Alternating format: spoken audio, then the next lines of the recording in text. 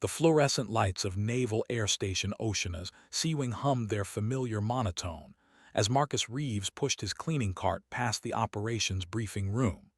It was 4:30, the hour when most people existed in that gray space between sleep and consciousness, but Marcus had learned to love these quiet moments. The smell of industrial cleaner mixed with jet fuel that permeated every corner of the base had become as familiar as breathing. His jump bag sat in the cart's lower rack, tucked beneath spray bottles and microfiber cloths, a habit from another life he couldn't quite break. The sound of boots on linoleum made him pause. Admiral James Carrington emerged from the briefing room, his warfare insignia catching the harsh light. Behind him trailed two captains and a commander, all wearing the particular expression of men who'd been awake too long making decisions that mattered. Marcus moved his cart against the wall, making himself small and invisible the way custodial staff learned to do. But Carrington stopped, studying him with an intensity that made Marcus's neck prickle. "You're the new janitor." The Admiral's voice carried that specific quality of command, not loud but absolutely certain of being heard. Marcus nodded, maintaining appropriate eye contact. "Yes, sir. Started last month." Something flickered in Carrington's eyes, something Marcus couldn't quite read. The Admiral tilted his head slightly, and Marcus recognized the gesture. It was how pilots looked at something that didn't quite match their instruments. "You prior service." It wasn't really a question. Marcus had kept his hair high and tight out of habit, and some things about military bearing never quite left a person's spine. "Marine Corps, sir, long time ago." The Admiral's mouth quirked, not quite a smile. "What was your MOS?" Marcus felt the weight of the other officer's attention settling on him like target designation. 311, sir, rifleman." One of the captains snorted softly, already losing interest, but Carrington's eyes narrowed. "Just infantry." The question hung in the air like ordnance waiting to drop. Marcus considered his response carefully, aware that something was happening here beyond a random hallway conversation. "I did some other things, sir. Different career field." The Admiral stepped closer, close enough that Marcus could read the name tape without appearing to stare. Carrington's next words came quiet, almost conversational. "You ever fly, son?" The question landed like a flashbang in Marcus's chest. The captains behind Carrington had stopped pretending not to listen. One of them was checking his phone, probably already pulling Marcus's records. "What's your call sign?" Carrington asked.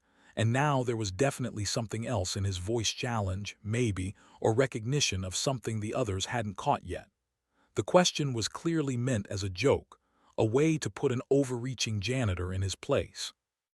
Marcus met the Admiral's eyes directly. Feeling the weight of 19 years settling on his shoulders like a harness he'd never quite taken off. "Lone Eagle, sir." The Admiral's face went absolutely still. Behind him, the captain with the phone made a sound like he'd been gut-punched. The commander's coffee cup stopped halfway to his mouth and stayed there, suspended in shocked recognition. Carrington's hand moved unconsciously toward Marcus, then stopped, military discipline warring with something deeper. When he spoke again, his voice carried a different quality, entirely something between reverence and disbelief. "Jesus Christ, your commander Miranda Reeves."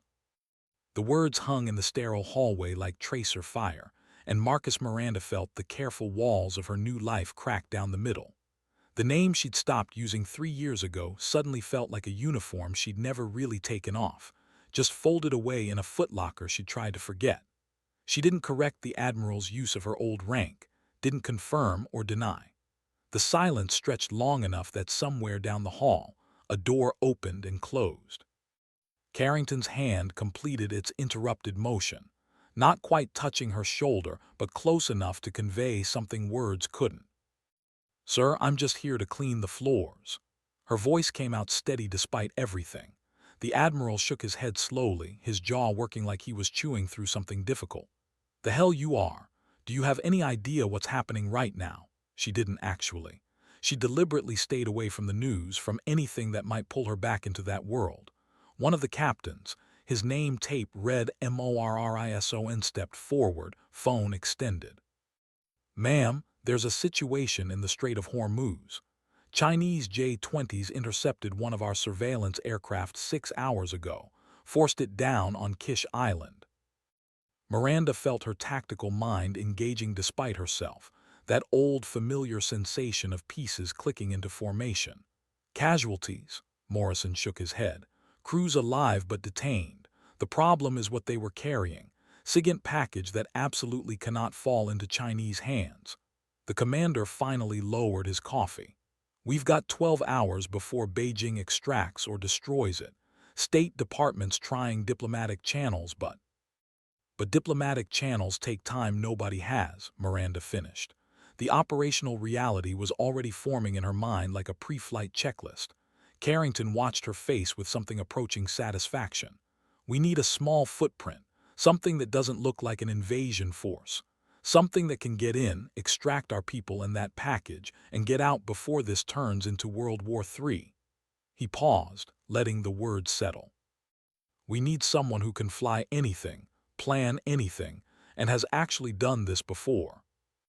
Miranda looked down at her custodial uniform, at the name tag that read simply MREVS, at the hands that still bore the calluses from control sticks even after 3 years of mop handles. Sir, I haven't flown, Carrington cut her off with a gesture. I know exactly how long it's been. I know why you left, and I know what it cost you. His voice dropped lower.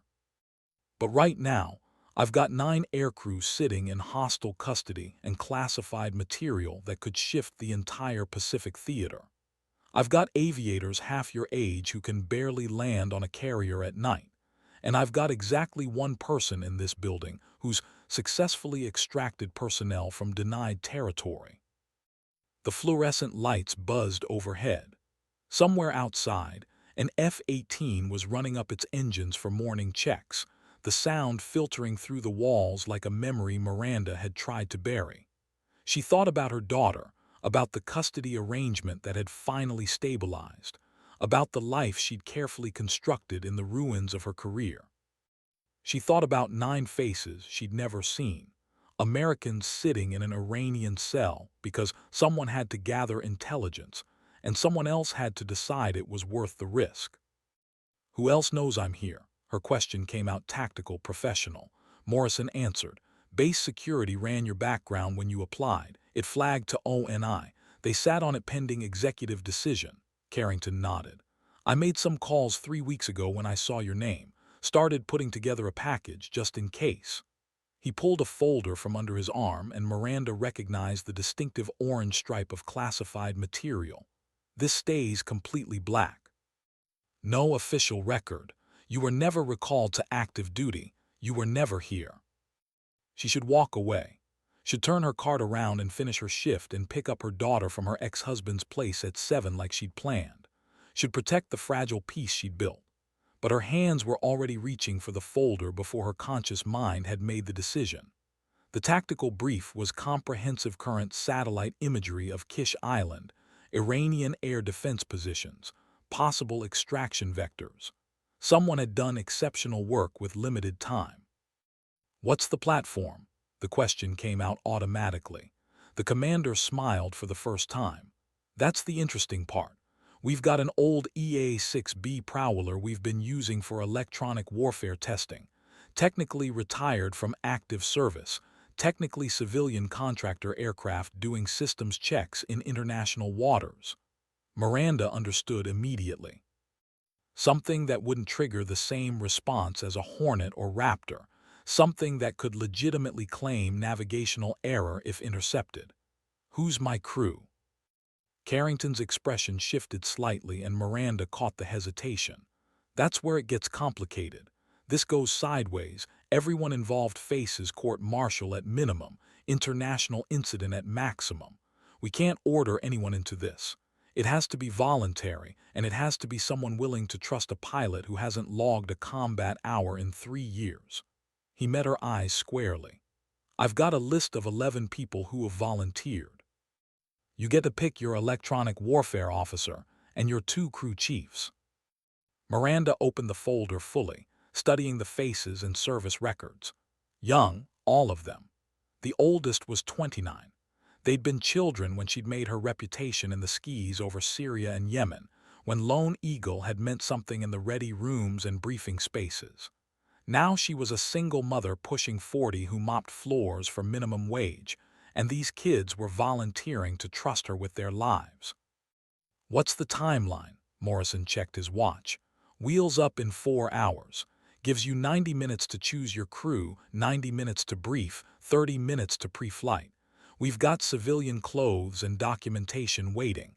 The Prowler's being prepped now at a private airfield 20 minutes from here. 4 hours. Miranda had planned more complex operations in less time, but never while wearing a janitor's uniform, never while her hands still smelled of industrial cleaner, never while her daughter slept peacefully in her ex-husband's guest room expecting her mom to pick her up for Saturday morning pancakes. "If I do this," she said carefully, "I need guarantees. My daughter doesn't lose her mother if this goes wrong. My ex-husband doesn't get to use this as ammunition in court." Carrington nodded immediately. "Already handled. Legal documents are drafted. If you don't come back, you died in a civilian contractor aircraft accident during systems testing. Pension, benefits, everything flows to your family. If you do come back, you're still just a janitor who took a sick day." The casual way he discussed her potential death should have been shocking, but Miranda had lived in that world long enough to understand the arithmetic. 9 lives versus 1. Classified intelligence versus political disaster. Sometimes the math was that simple. She looked at each of the officers in turn, reading the desperation behind their professional masks. Good men facing an impossible situation with no good options. "I need to make a phone call." Carrington gestured down the hall toward a small office. 5 minutes. Secure line. She left her cleaning cart where it stood, its contents the physical evidence of the life she was about to abandon, temporarily or permanently. The office was cramped, probably belonged to some junior officer who'd be in for a surprise on Monday morning. She dialed from memory, and Tyler answered on the 3rd ring, his voice thick with sleep. "It's me," she said quietly. "I need you to keep Emma all weekend. Something came up at work." Her ex-husband sighed, and she could picture him sitting up, running a hand through the hair that was probably graying now. "Miranda, we have an agreement. You can't just..." She cut him off as gently as she could. "I know, I'm sorry, but this is important and I'm asking nicely. Please, Tyler, just this once." The silence stretched between them, filled with 3 years of complicated history, of a marriage that had crumbled under the weight of deployments and distance and decisions that had cost her everything. "Fine," he said finally, "but you owe me pancakes and an explanation." She almost laughed. "Deal. Tell Emma I love her and I'll see her Sunday night." She hung up before he could ask questions she couldn't answer, before the careful neutrality in her voice could crack. Then she walked back to where Carrington and his officers waited, and she stood a little straighter, shoulders back, chin level. "All right," she said, and her voice carried the timbre of command she'd tried to forget. "Let's go get our people." The next 90 minutes moved with the precise choreography of military efficiency. Miranda studied the service jackets spread across the briefing room table, while Carrington made phone calls that would never appear in any official log. Lieutenant Jake Morrison, no relation to the captain, was 28, electronic warfare officer with 3 deployments, and a reputation for staying calm when the electromagnetic spectrum got hostile. Petty Officer Sarah Chen, crew chief, 5 years in, grew up in San Francisco speaking Mandarin at home, English at school, and Arabic on deployment. Technical Sergeant Marcus Cole, assistant crew chief, former Air Force before crossing over to Navy, could strip and rebuild a Prowler's electrical systems blindfolded. All 3 had volunteered within 2 hours of the situation brief hitting the secure channels. She called them in one at a time, conducting interviews that felt surreal in her custodial uniform. Morrison arrived first, his salute crisp despite the hour, and Miranda returned it automatically before remembering she was technically a civilian now. "At ease, Lieutenant, have a seat." He sat, and she saw him register the disconnect, this middle-aged woman in maintenance clothes speaking with the bearing and vocabulary of senior command. "You know who I am?" He nodded immediately. "Yes, ma'am." "Lone Eagle." SCAD missions over Syria, 2019. You took out an S-400 battery everyone said was impossible. Came back with 3 feet of your port wing missing.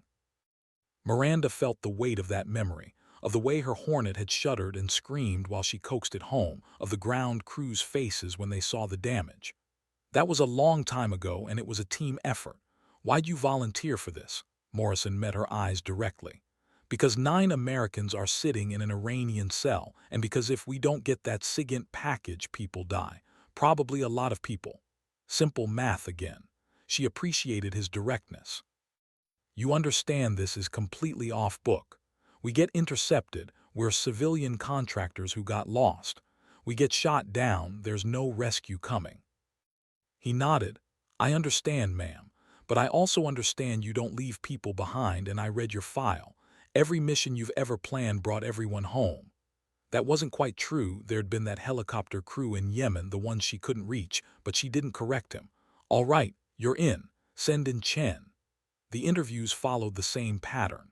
Chen was small, precise, spoke with the rapid efficiency of someone who'd learned to talk fast to be heard. Cole was older, 34, carried himself with the particular confidence of someone who knew exactly what his hands could fix. By 700, they were in a borrowed SUV heading east on Highway 58, morning traffic building around them like nothing unusual was happening. Miranda had changed into civilian clothes, jeans, navy blue fleece jacket, hiking boots, and someone had provided her with civilian contractor documentation that identified her as Michelle Rodriguez, freelance electronics specialist.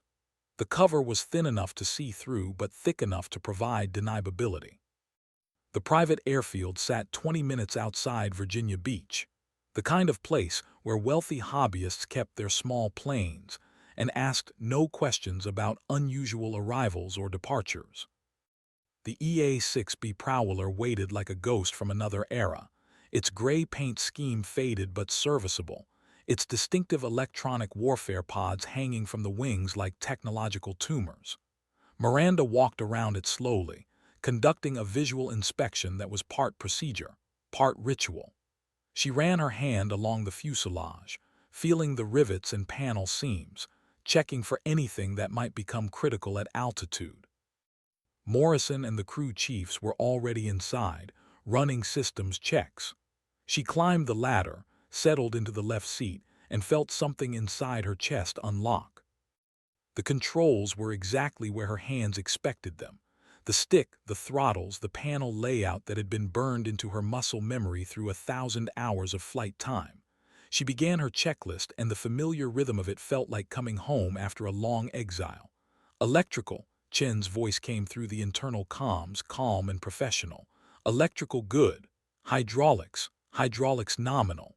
Avionics, avionics online, all systems green. Morrison was already working his magic in the electronic warfare suite, his fingers dancing across displays that showed the electromagnetic terrain they'd be flying through. Ma'am, I've got the air defense picture for the Strait. It's not pretty. She studied the display he linked to her screen. Iranian air defenses formed a layered kill zone, SA-15s for low altitude, SA-20s for medium, the dreaded S-300s providing long-range coverage that could reach out and touch anything within 200 miles. But there were gaps, narrow corridors where the coverage overlapped imperfectly, where a low-flying aircraft with good electronic countermeasures might thread the needle. Show me the approach vector, she said, and Morrison highlighted a path that snaked through the defenses like a river finding its way downhill. It was brilliant and terrifying, flying at 500 feet over water, using the radar horizon to mask their approach, then popping up to 2,000 feet just long enough to hit the island before diving back to the deck for the escape. What's the timeline on the ground? Cole asked from the crew chief's position. Miranda pulled up the tactical brief on her tablet. 15 minutes max. We land on the civilian airstrip on the north side of the island, which gives us minimal Iranian military presence. Our contact, she referenced the code name, Blue Falcon, meets us with the detained crew and the SIGINT package. We're wheels up before local security realizes we're not a scheduled charter. Chen made a skeptical sound. Ma'am, permission to speak freely. Miranda smiled slightly. Granted. That's a lot of things that have to go exactly right. She couldn't argue. Yes, it is. Which is why we spend the next hour running every contingency we can think of. What if Blue Falcon doesn't show? What if the package is damaged? What if the detained crew can't walk? What if Iranian fast movers scramble? We wargame every scenario until we can execute this in our sleep. Morrison was already pulling up alternate extraction plans. Ma'am, if we get intercepted by Iranian F-4s or Su-24s on the way out, what's our row? Rules of engagement. The question that separated training exercises from real-world operations where decisions cost lives. We do not fire unless fired upon. This is a rescue mission, not a combat sortie. We use every defensive measure we have, but we do not escalate. The hours ticked down. They rehearsed until every response became automatic, until each crew member could predict what the others would do without speaking. Miranda felt the old rhythms returning, felt herself slipping back into the mental state that had made her one of the most successful tactical aviators in her generation. At 1,000 hours, Carrington arrived in an unmarked sedan with final authorization. His face was grim. State Department says diplomatic efforts have stalled. Beijing's demanding the detained crew be transferred to Chinese custody. Tehran's posturing about American aggression. You're our only play. Miranda accepted the secure communication device he handed her. Radio silence until your feet dry on the island. Then you've got 5 minutes of satellite coverage to update status. After that, you're on your own until you clear Iranian airspace. He paused and something softer crossed his face. Commander Reeves, she shook her head. I'm not a commander anymore, Admiral, just a contractor doing a job, he smiled faintly. Whatever you tell yourself to sleep at night, bring them home. Then he was gone, and it was just her crew and the mission, and the morning sun burning the clouds away. They lifted at 10:30 hours, the prowler groaning into the air with the reluctant grace of a machine built for function rather than elegance. Miranda banked east over the Atlantic, staying in approved civilian flight corridors while Morrison worked his electronic warfare suite, mapping the electromagnetic terrain they'd navigate. The flight to the operating area took 3 hours, cruising at 30,000 feet like any other civilian contractor aircraft. They passed commercial airliners, heard the routine chatter of air traffic control, existed in that liminal space where everything was normal until it suddenly wasn't. At 13:30, Miranda began their descent, dropping toward the deck as they approached the point where civilian airspace met military operating areas. Going dark, she announced, and Morrison activated their countermeasures suite. The Prowler's electronic warfare system spun up, creating a bubble of electromagnetic confusion that would make them difficult to track on radar, would mark them as potential hostiles to anyone paying attention. They were committed now, flying toward a hostile nation with no official support and 9 lives depending on their success. Miranda pushed the throttles forward and felt the old familiar acceleration, the force pressing her back into her seat. The water below turned from Atlantic blue-gray to Mediterranean azure as they crossed into the operational zone. Morrison called out defensive positions as they appeared on his scope, an Iranian frigate at their 11 o'clock, Saudi Arabian air defense radar at their 2 o'clock, Omani coastline defining their right boundary. They were threading through a surveillance net designed to catch exactly what they were doing, and every mile closer to Iranian airspace raised the stakes. "Ma'am, I'm getting painted," Morrison said calmly. SA-15 search radar, probably from Keshem Island. Miranda checked her tactical display. They were still in international airspace, still technically legal, but everyone out here knew the difference between legal and safe. "Can you jam it?" Morrison's fingers moved across his console. "Jamming now, but it's going to tell them something interesting is out here." Chen spoke from her crew position. "Ma'am, if we're trying to look like a civilian contractor, we shouldn't be jamming military radars." She was right. Miranda killed the countermeasures. Let them paint us. We're just a confused contractor who wandered off course. They flew on, and Miranda felt the weight of hostile attention settling on them like target designation. Iranian fighters would already be spinning up, crews running to their aircraft, someone in a command post trying to decide if this was worth scrambling valuable assets for. At 14:15, they crossed into Iranian territorial waters. Technically illegal, technically an act of aggression, technically giving Tehran every right to shoot them down. The Strait of Hormuz spread below them, narrow and treacherous, choked with oil tanker traffic that made the whole region a powder keg. Miranda dropped lower, using the radar horizon, flying at 700 feet over water that looked close enough to touch. Morrison's voice stayed calm but urgent. Multiple radar locks. I'm counting 4 separate fire control systems. They're deciding what to do with us. Cole checked their defensive systems. Chaff and flare loaded, ready if needed. Kish Island appeared on the horizon, a brown smudge against blue water. Miranda began her approach, following the civilian flight path they'd filed with Tehran's air traffic control 3 days ago under their contractor cover story. Her radio crackled to life, a voice speaking accented English. Unidentified aircraft approaching Kish Island. You are ordered to identify yourself immediately. Morrison looked at her, and Miranda gestured for him to respond. Kish Tower, this is contractor aircraft November 73 Alpha Bravo. We're experiencing navigation system malfunction. Requesting emergency landing clearance. The silence stretched long enough that Miranda thought they might just start shooting. Then, November 73 Alpha Bravo, you are cleared for emergency landing, runway 27. Maintain current heading. Security forces will meet you on arrival. Morrison killed the transmission and spoke quietly. Ma'am, that sounded almost too easy. It did. Miranda scanned the horizon, looking for the trap she knew had to be waiting.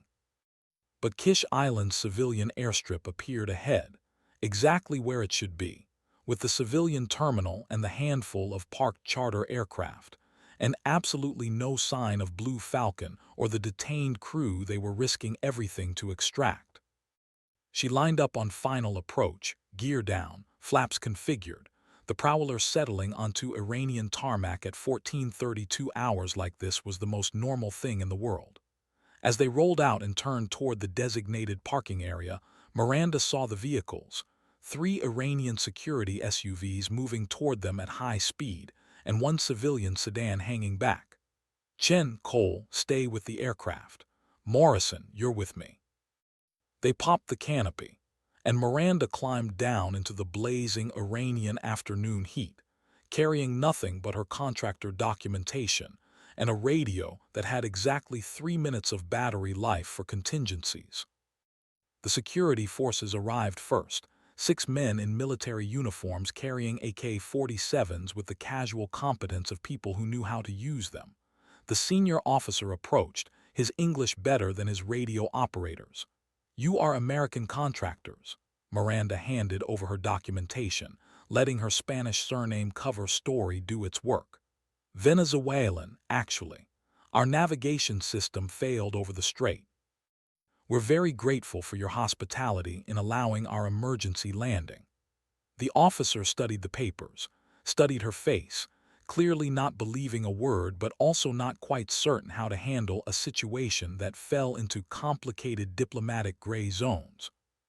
The civilian sedan pulled up and Miranda's heart rate spiked. A man emerged, Iranian, 50s, wearing business casual clothes and carrying himself with the specific bearing of someone who worked in intelligence. He approached the security officer, spoke rapid Farsi, showed some kind of credentials. Then he turned to Miranda and smiled like they were old friends.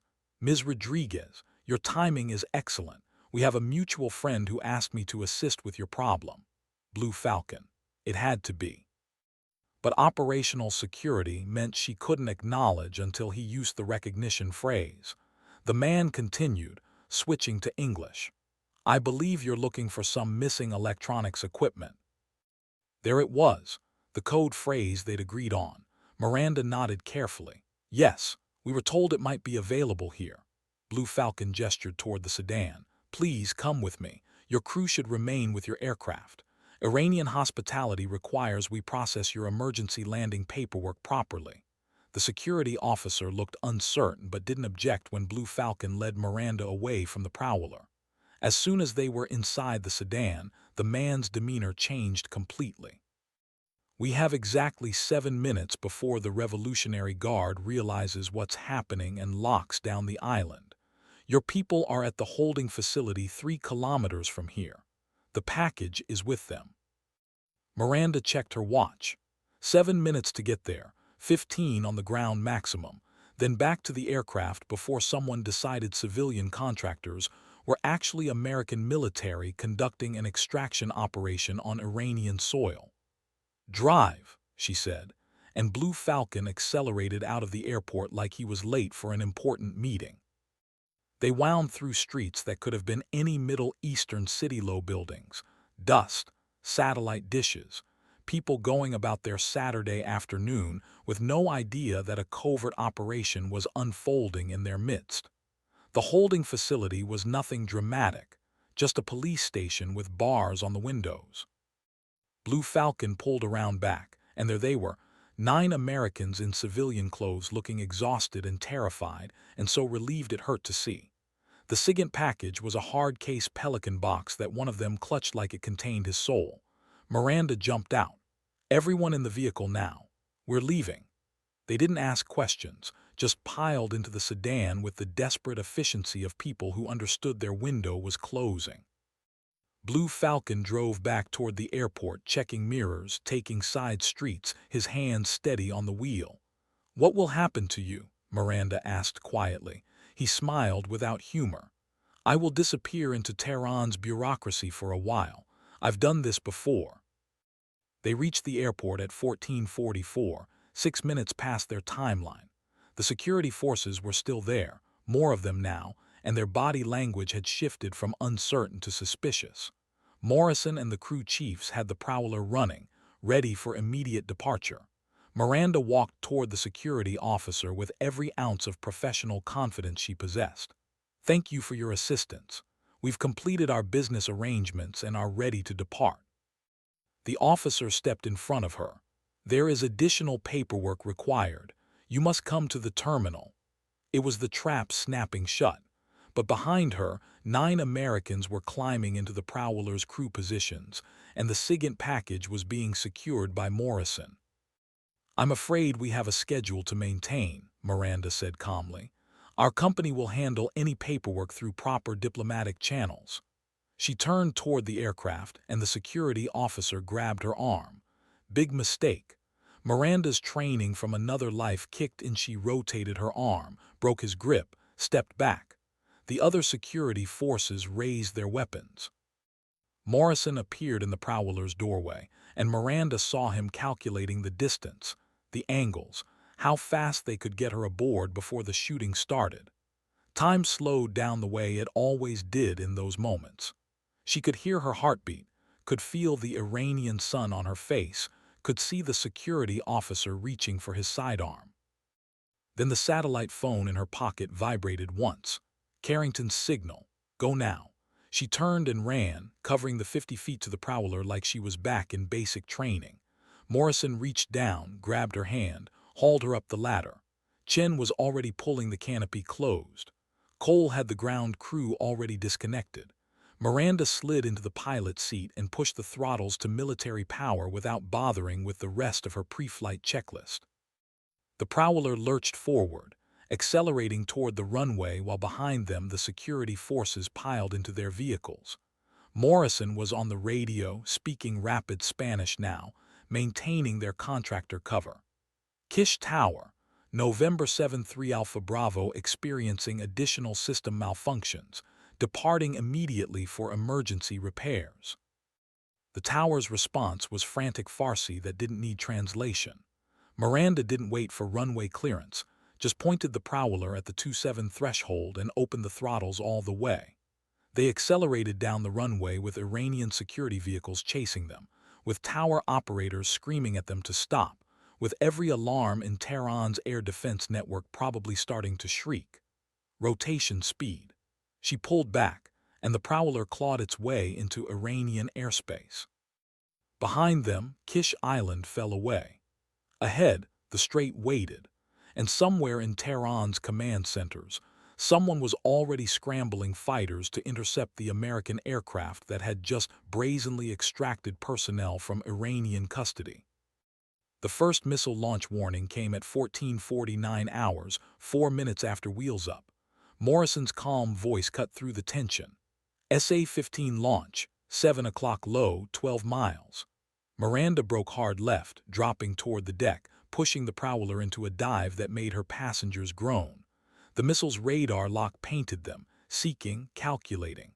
Morrison triggered countermeasures, filling the sky with chaff and electronic confusion. The missile went stupid, chasing a ghost, detonating 200 meters behind them. Chen's voice from the crew chief position, shaking but steady. "Everyone okay back here?" One of the passengers threw up. "Small victories." They leveled at 300 feet, skimming the water, using the radar horizon like a shield.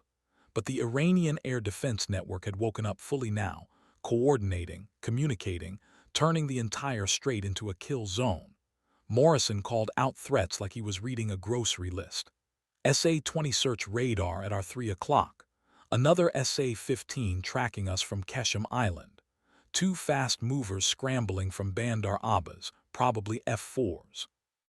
The F-4 Phantoms were old but deadly, and their pilots would be running intercepts designed to box the Prowler in, force them into the engagement envelopes of ground-based systems, or into Iranian airspace where international law wouldn't protect them. Miranda checked her fuel state. They had enough to make it to friendly airspace barely if they didn't have to maneuver extensively.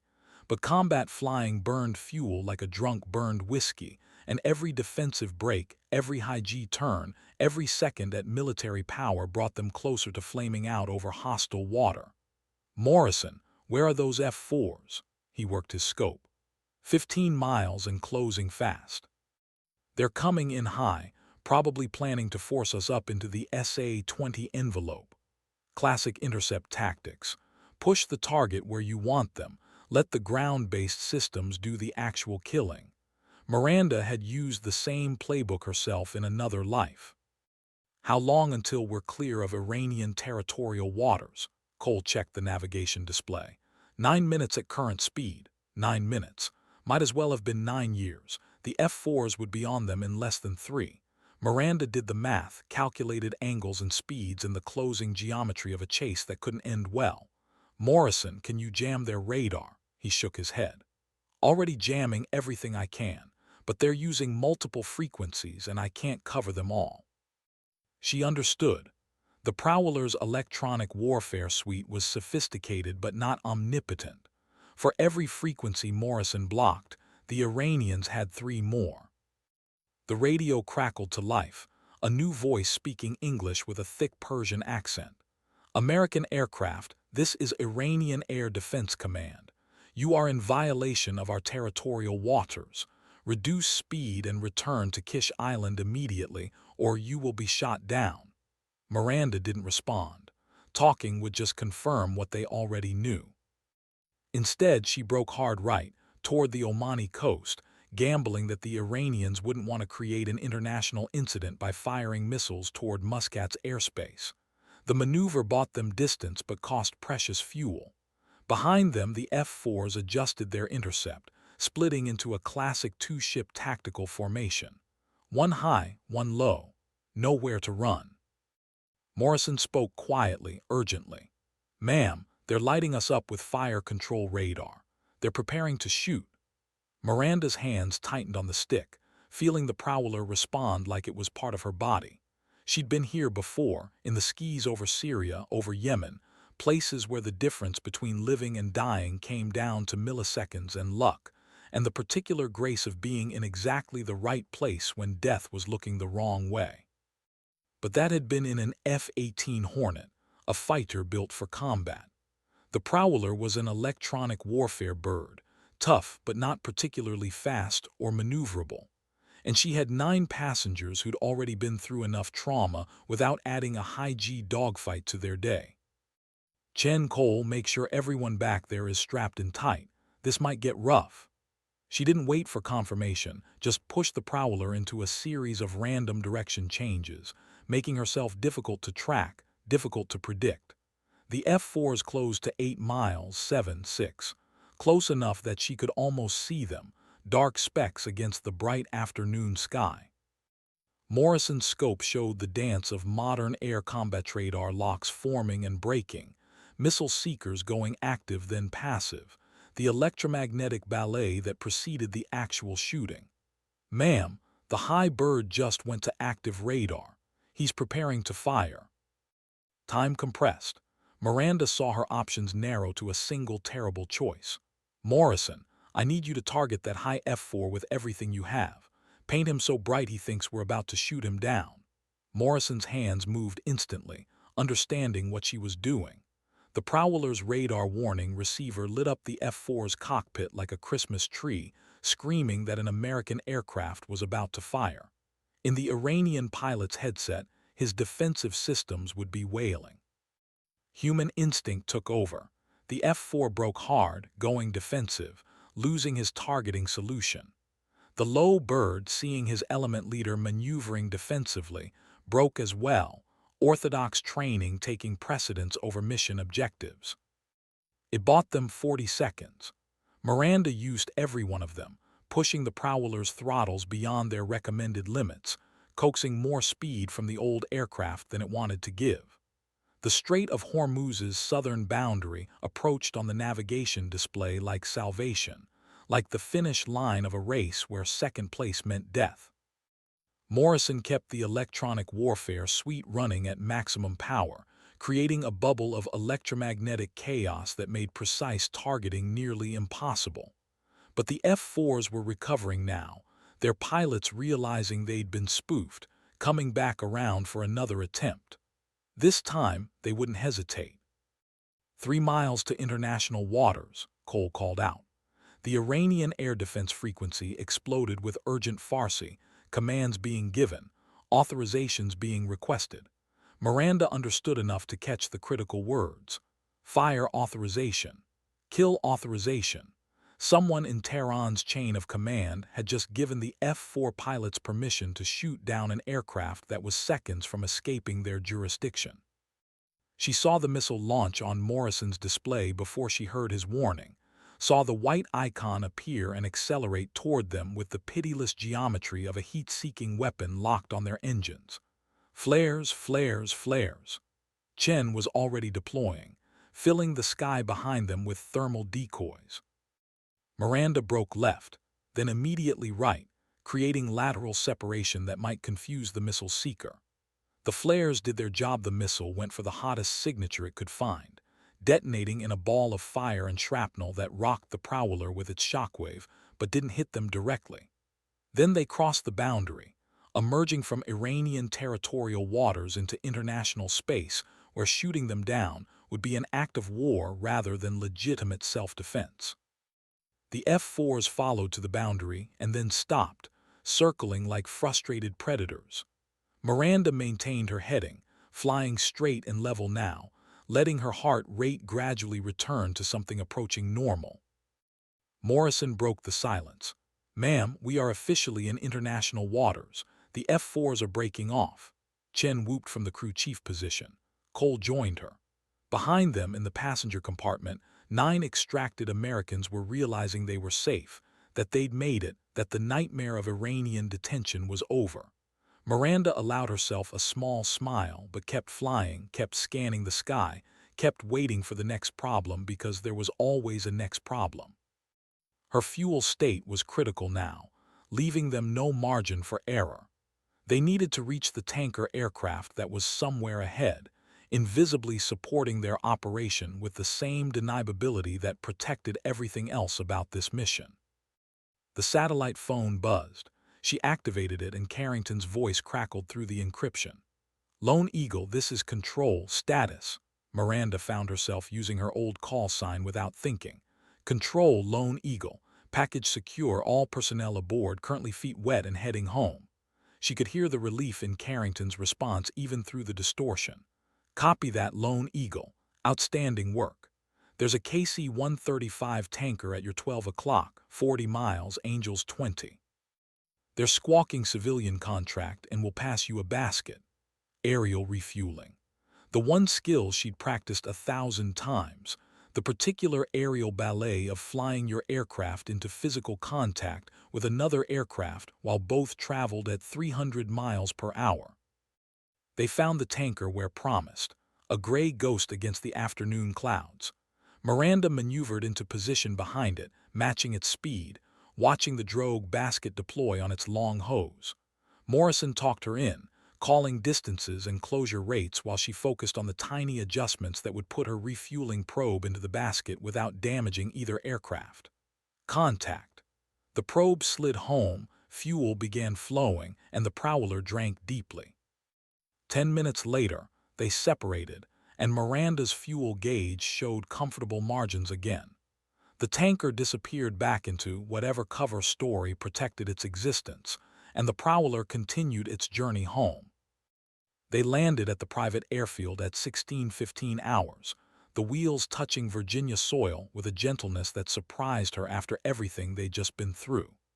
Ground crew appeared from nowhere, surrounding the aircraft with a security cordon that spoke of official involvement despite the unofficial nature of the operation. The 9 extracted personnel climbed down, were immediately whisked away to debriefing and medical evaluation, and probably weeks of paperwork. The SIGINT package disappeared into the hands of men in suits who said nothing and made no eye contact. Carrington waited by a black SUV, and as Miranda approached, she saw something in his expression that went beyond professional satisfaction. "Commander Reeves," he said formally, loud enough for the ground crew to hear, "on behalf of the United States Navy and the men and women whose lives you saved today, thank you." Then quieter, "There's a car waiting to take you home. Your daughter probably misses you." Miranda felt the weight of the last 12 hours settling on her shoulders. "What happens now?" Carrington smiled slightly. "Now you go back to being a janitor and I go back to pretending this never happened. The 9 people we extracted will never know your name. The intelligence we secured will be analyzed by people who will never know how we got it. And you will finish your shift on Monday morning like you never left." She understood the trade-off: anonymity for deniability, invisibility for protection. "My crew," Morrison, Chen, and Cole were already being debriefed by intelligence officers, their version of events being carefully documented and then even more carefully classified. "They'll receive appropriate commendations through appropriate channels. Promotions will appear in due course. No one will ever know why." Carrington extended his hand. "You did good work today. The kind of work that saves lives, prevents wars, preserves peace even when peace is complicated and difficult. The kind of work that deserves recognition you'll never receive." She shook his hand. "I didn't do it for recognition, Admiral." He nodded. "I know. That's why I called you." Then he climbed into his SUV and drove away, leaving Miranda standing on the tarmac in her civilian clothes, watching the sun sink toward the horizon. She Ubered home, arriving at her small apartment just as the evening news was starting. The lead story was about diplomatic tensions in the Strait of Hormuz, about detained American personnel who had been released through successful diplomatic engagement, about continued efforts to de-escalate a situation that could have become much worse.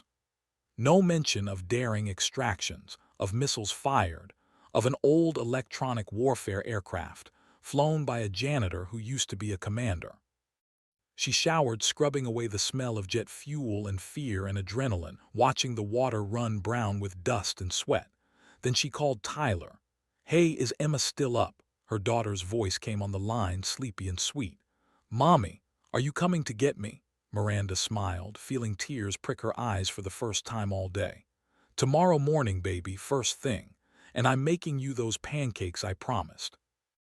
After hanging up, she sat on her couch in the gathering darkness, thinking about the 9 Americans who were probably being reunited with their families right now, about the intelligence that would prevent future crises, about the young aviators who trusted her with their lives.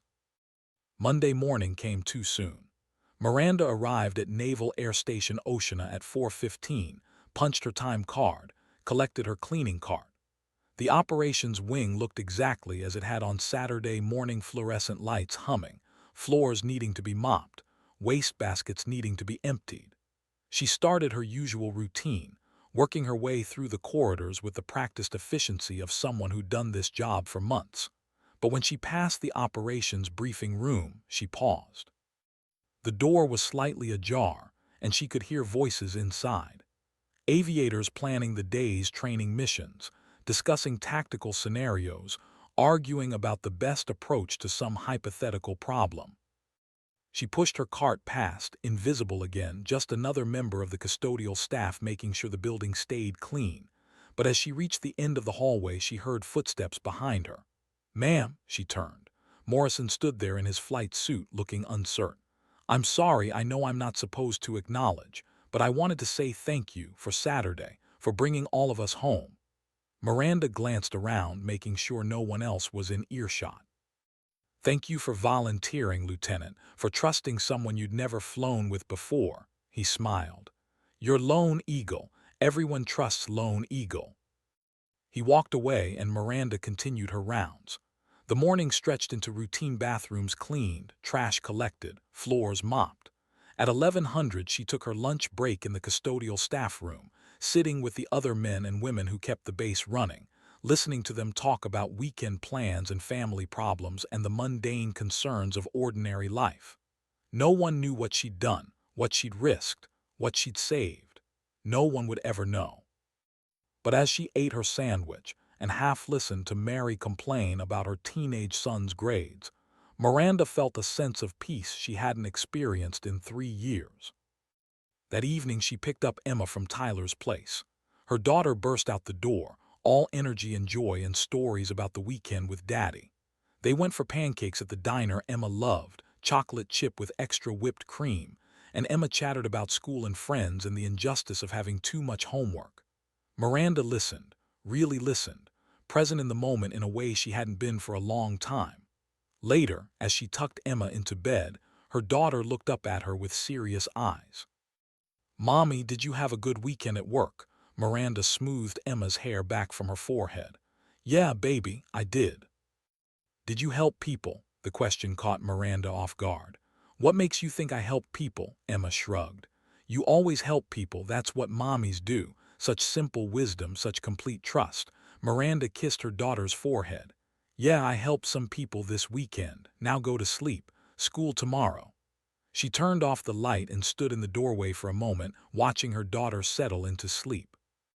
Then she walked to her own bedroom, where her janitor's uniform hung in the closet next to the remains of her military career. A shadow box with her medals and ribbons, her last fitness report, a photo of her in flight gear standing in front of an F-18. She touched the shadow box gently, running her fingers over the glass. Commander Miranda Reeves, Lone Eagle, the woman who'd once been one of the Navy's most decorated aviators, who'd given up everything for a custody arrangement and a chance to be present in her daughter's life. The woman who discovered that sometimes the most important missions were the ones nobody would ever know about. She changed into her pajamas, set her alarm for 400, and climbed into bed. But before sleep came, she allowed herself to imagine the faces of those 9 Americans she'd extracted, imagine them safe with their families, imagine the wars that might not happen because of the intelligence they'd secured. Small victories, anonymous heroism, the kind of service that mattered precisely because it demanded nothing in return. Miranda closed her eyes, and when sleep finally came, she dreamed not of missiles and F-4s and deadly intercepts, but of pancakes and homework and her daughter's laugh. And that, she decided, was exactly how it should be. Because the real measure of a life well lived wasn't in the medals you earned or the recognition you received. It was in the people you saved, the wars you prevented, and the daughter who trusted that her mommy helped people, even when she couldn't explain how or why. Tuesday morning, 4:30, the familiar routine began again. But this time, when Admiral Carrington passed her in the hallway, he paused just long enough to nod. a small gesture of acknowledgement that said everything words couldn't. And Miranda nodded back, then continued mopping the floor, invisible and essential, a janitor who'd once been a commander, a mother who'd always be Lone Eagle. The fluorescent lights hummed overhead, the base prepared for another day, and somewhere in the world, people went about their lives never knowing how close they'd come to disaster, or who had stood between them and catastrophe. It was enough, more than enough, it was everything.